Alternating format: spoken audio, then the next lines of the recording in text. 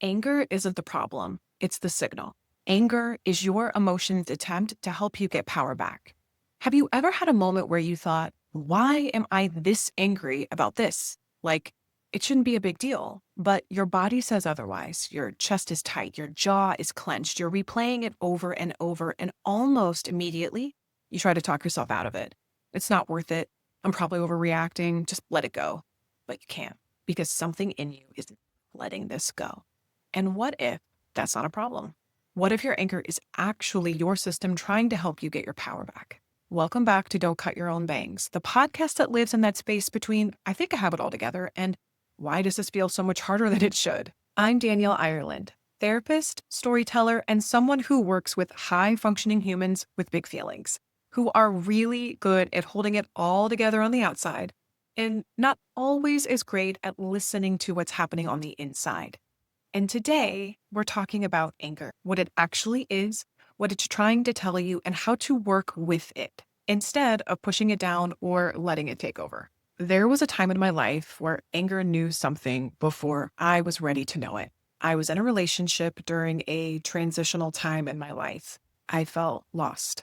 And this person came in with a lot of attention, a lot of praise, and a lot of affection. And if I'm really honest, I didn't even really like them at first, but I liked how I felt when they liked me. And slowly, that attention started to shift. Little jabs, little zings, little takebacks. And instead of looking out at the relationship or getting curious about how I felt, I turned inward, looking through a lens of self-criticism and doubt. What's wrong with me? Why do I feel so off? What do I need to do to turn this thing around? Until one day, a line got crossed, a big, big line. And my first reaction wasn't anger. It was shock. It was stillness, and I was numb. And as I'm driving home, the second I pull into the driveway, it hit me. Rage, like something cracked open in my chest. And all I could say over and over was no, no, no. And I'm screaming it. I turn the car around. I drive back. And I don't even fully know what I was planning to do when I got there. And thankfully, no one was home. But all I knew was no, this was not okay. And I would never put myself in that position again. That was a moment where my anger knew better than me. And my anger got me out. And it never let me go back. And anger has also misled me before, especially when it gets tangled up in righteousness. In this case, I'll add, I'm also talking about it within the context of healthier relationships. When I am so locked up in my version of events, there is no room for anything else. No curiosity, no listening, no empathy. Just I'm right. And in those moments, my anger is less about protecting me from an actual threat and more about control or protecting my ego from being bruised. It narrows everything like blinders, like a horse-drawn carriage. And every time I've let that anger give me permission to be unkind, I regret it. And that's not power. That's disconnection. That is driving a wedge between me and someone I value, between the version of me in that moment and the version of me that I actually want to be. So this is why it's important for us to listen to anger and interpret anger, because anger is not random. It's not a flaw, and it's not something to fix. It is information. It's your system saying something here matters. Something here has crossed a line. Something about this isn't okay. And maybe I don't know what it is yet. And most of the time, anger builds. A little dismissal, a little override, a little betrayal until eventually the dam breaks or the avalanche ensues. The first time or the first sign that something is off, it's almost never fully anger. It could be over tolerance. It's being good at handling discomfort. So good that you maybe don't even realize or register that it is discomfort anymore. If you're someone who keeps the peace, manages other people's emotions, or talks yourself out of your reactions, this is a big place where it could be starting. It looks like replaying the conversation on the drive home, or telling the same story to multiple people until you get the reaction you need, or explaining it away or minimizing it. That is not clarity. That is your system trying to solve something that you haven't fully let yourself feel yet. There is a difference between I want to be treated with respect and My sense of stability depends on being treated with respect. You are allowed to want respect, and you are allowed to expect respect, but your power does not come from whether someone gives that to you. Your power comes from what you do when they don't. And this is exactly why having a place to process this matters. Because if you don't have somewhere for these thoughts and feelings to go, they're going to stay bottled up or they're going to come out sideways.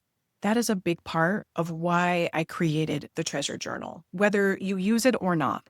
Journaling is not about writing it out perfectly, but it's about creating a space where you can hear yourself clearly. And then there's my children's book, Wrestling a Walrus, which is really about learning how to sit with and interpret big feelings instead of trying to fight them or avoid them.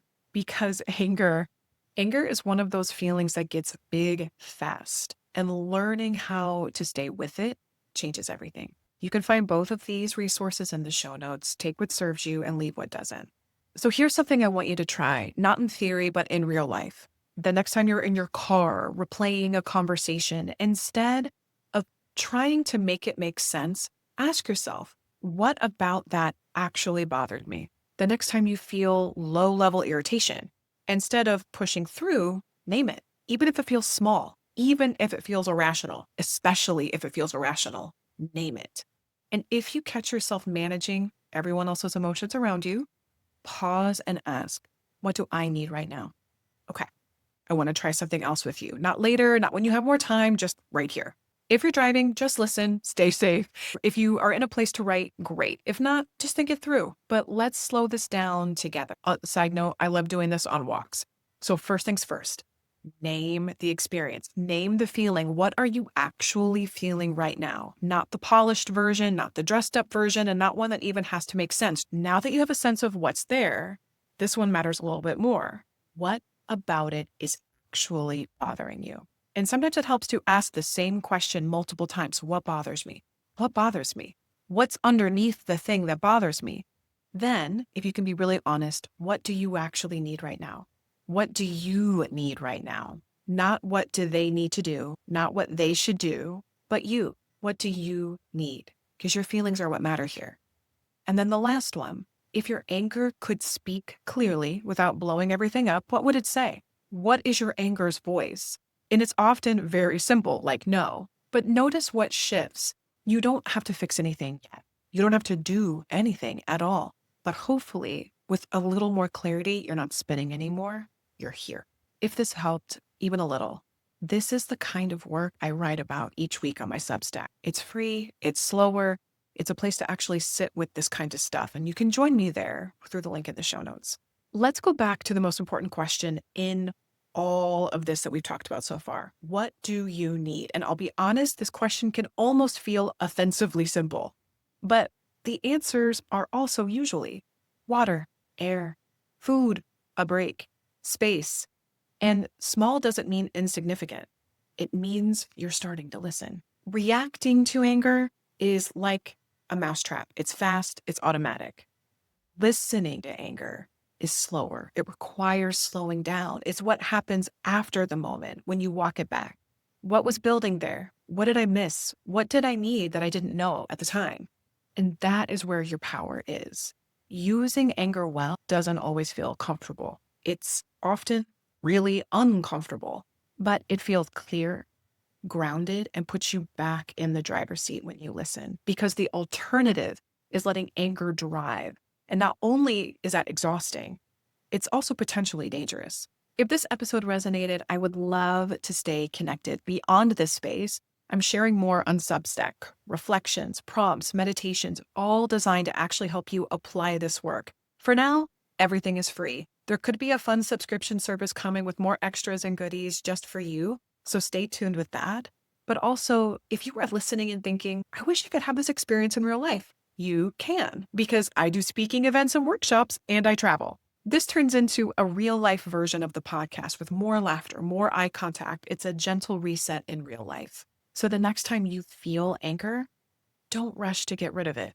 Get curious about it, because it's not there to ruin your relationships or ruin your day. It's there to show you and remind you what matters. And the sooner you listen, the less it has to shout. If this episode resonated, send it to someone who's ever said to you, I'm not mad, I'm just frustrated.